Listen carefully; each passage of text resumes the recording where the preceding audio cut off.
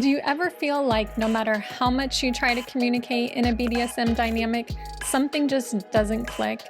Maybe you're afraid to ask for what you want, or you've tried negotiating but ended up feeling misunderstood and resentful. Sound familiar? I'm Alessandra from Doms of Living, and by the end of this episode, you'll know exactly how to negotiate a BDSM relationship that feels fulfilling and works for both partners. Are you ready? Welcome to the Doms of Living podcast. So at Doms of Living, I've helped thousands of people navigate their BDSM dynamics. And so I've gotten to see firsthand how powerful good communication and negotiation can be. And I've heard from people who just kind of want to gloss over the negotiation process, especially if they have a partner who maybe they are already were in a vanilla relationship with, maybe they have years of marriage under their belt. But negotiation is not optional in BDSM because BDSM is all about consent, trust, and mutual fulfillment. So without clear communication, even the best intentions can go wrong. So before we get into everything, I really want you to think about when was the last time you and your partner truly sat down to define what you want in your dynamic and what you wanted it to look like. So don't assume things, even if you've been together for a long time. Because, like I said, negotiation is the foundation of BDSM. It helps build trust and emotional safety. It prevents misunderstandings before they happen.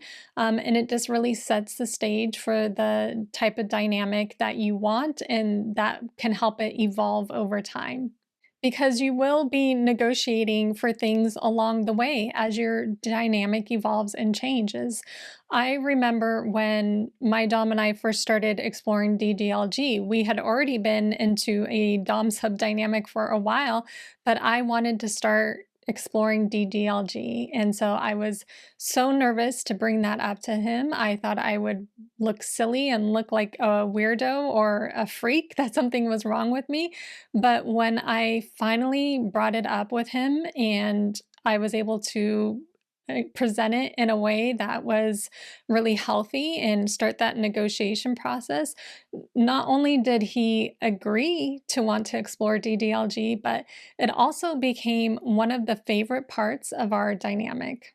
So, without negotiation, you're really just assuming what your partner wants and setting up the dynamic to fail. Because imagine a submissive just kind of assumes their Dom wants 24/7 control, and that's kind of what they're aiming for. But what if the Dom actually prefers a more structured, scene-based kind of bedroom-only dynamic? So without negotiation, you kind of have this mismatch, and it can just lead to frustration on both sides. So you may be thinking, well, I'm afraid to talk to my partner. And I've heard that from so many of my students. But what if your partner is already craving the same type of things you are, but maybe neither of you has really brought it up yet? And honestly, I have seen that where my students will tell me, oh, I finally, after years, brought this up to my partner, and I was so surprised that they've been feeling the same way. So you'll never know unless you start that conversation with them.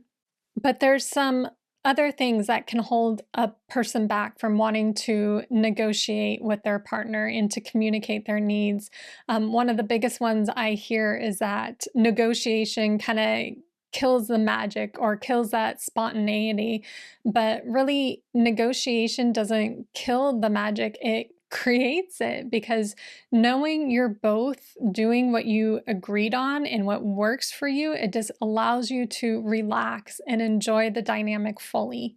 And then there's the other myth I hear that negotiation should fall on the submissive, that because they need to be an advocate for their rights, that they should start the process. But really, dominants also have needs. They have needs, they have boundaries, and they have limits. And so a one-sided negotiation really isn't a negotiation. It's just kind of having a wish list. So both people need to really take initiative in the negotiation process. And another myth I kind of hear that I already brought up is that you only need to negotiate once. Some people feel that way. They make a BDSM contract even and they write it out and they're super excited and then they put it in their nightstand drawer and they never see it again. But the reality is dynamics change over time. So really revisiting negotiations regularly, it just ensures you're still aligned. So I'm going to ask you, when was the last time you revisited your agreements and your contracts, or are you still relying on something you set maybe years ago? So if it's been a while since you've renegotiated your dynamic, or if you are new and you don't have a partner and you want to learn what that negotiation process looks like, I'm going to share 6 steps to really have a successful negotiation. So, the first step is to prepare yourself. You don't want to go into this negotiation process blindly. So, really reflect on your needs, what your wants are, and what your limits are, and write them down clearly. When I first started this lifestyle, before we even had a formal negotiation and a contract, I really just wrote down a lot of things that I wanted, like things like I knew I wanted daily check ins. I know I wanted weekly scenes. And I just kind of wrote it all down in the Notes app. It sounds like everything always goes down in the Notes app. But I just started writing it down there and kind of just a stream of consciousness. And it really just gave me that confidence going into the conversation. So maybe take the time to think, if you had to pick 3 needs right now, what would they be? And just really write it down. It can be in the Notes app in your phone, but just really try to prioritize it and just start with those 3 things. And then the second step to negotiation is really to choose a neutral, distraction free time and place. So, not in the bedroom, not right before a scene when you are maybe already in the mood and you just want to get started. Choose somewhere that's neutral. So maybe in the living room, maybe in the evening when you're not stressed out about the day and work. And try to avoid bringing up heavy topics after a fight or during a stressful time too. Like, that is not the time to be negotiation things when you're really in that heat of the moment and you may not be thinking straight.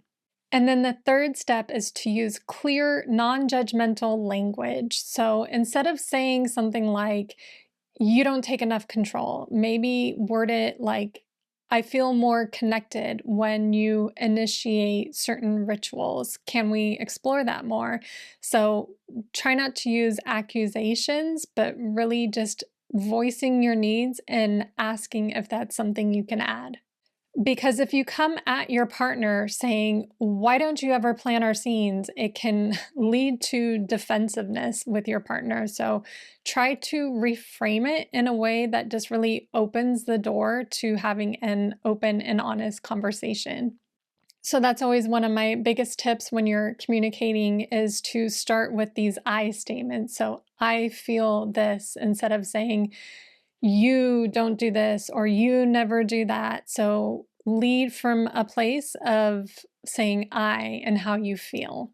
And then step 4 is to focus on collaboration. So really brainstorm solutions together. So avoid treating it as a debate where you're just ping ponging after each other, trying to get what you want. So instead of arguing over a protocol, you can come up with maybe a compromise where you do it sometimes or part times or only on the weekends, so that way you're both getting what you want. So you really want to see negotiation as this type of co-creating something beautiful rather than just always trying to win and get your way. And then step 5 is so important. You need to confirm understanding. So summarize what you've both agreed upon, and you can ask for feedback and clarity. That way you make sure you're on the same page, because you don't want to walk away not being on the same page and thinking something else, and then later being disappointed because it seems like things got dropped and maybe the other person wasn't understanding. So one thing you can say is, okay, so just to confirm, we'll start doing nightly check-ins and we'll revisit this next month to see how we're going. So you can say something like that, because I can't tell you how many times I've assumed that I was on the same page with my partner, only to realize that we weren't. We've really known that for ourselves. We need to write it down and make sure that we're both on the same page. When we're just saying things verbally, it a lot of times just gets lost. So we're always writing things down and having kind of that double check-in along the way. And then step 6 is to revisit and adjust. So set a date to review your agreements. If you have a contract, review it regularly and just be open to changes as your dynamic evolves, because it's totally okay that what maybe you wanted 3 months ago is different from what you want now.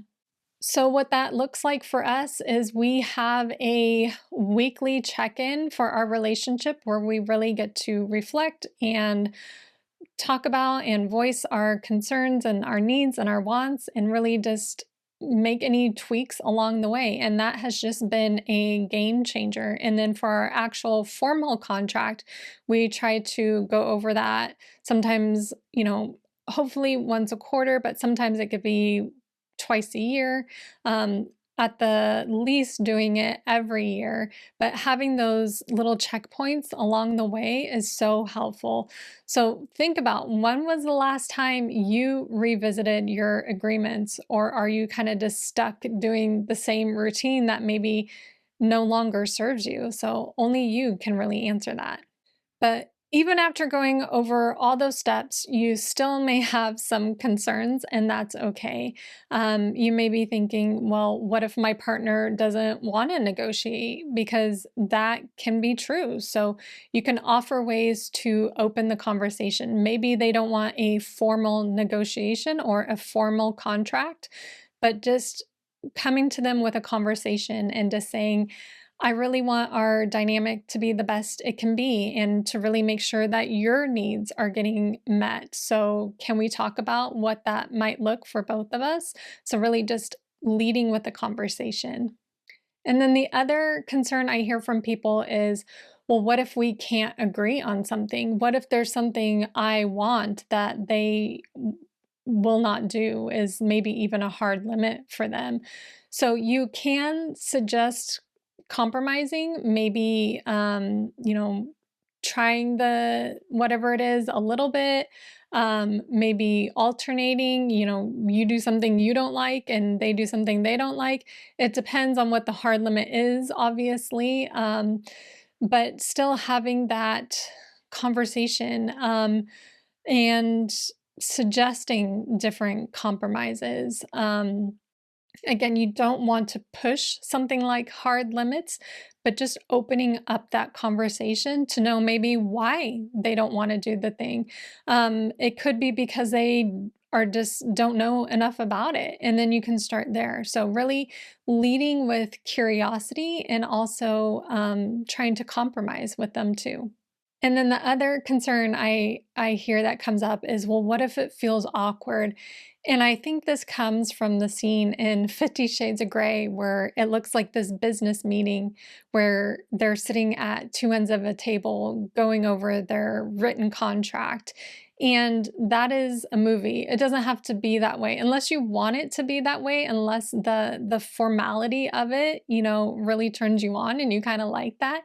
But it doesn't really have to feel awkward, and if it does, just kind of embrace it and normalize it and just think, this may be silly at first, but after a while we'll get the hang of it. And if you don't know where to start, you can just start in your notes app, or you can use something like a contract. And I actually have a free one you can download at domsobliving.com/contract, so you can take a look at that too. But if you're ready to take your negotiation skills to the next level, definitely check out my All Access Pass. It has tools like relationship check-in templates and dominant and submissive speech guides that will make this process so much easier. So you can check it out at domsubliving.com/all access, and I'll put a link for it in the description too. But remember, negotiation isn't just a skill, it's a gift you give your dynamic. But you've got this, and I'm here to help you every step of the way. So until next time, keep embracing your power and pleasure through Doms of Living.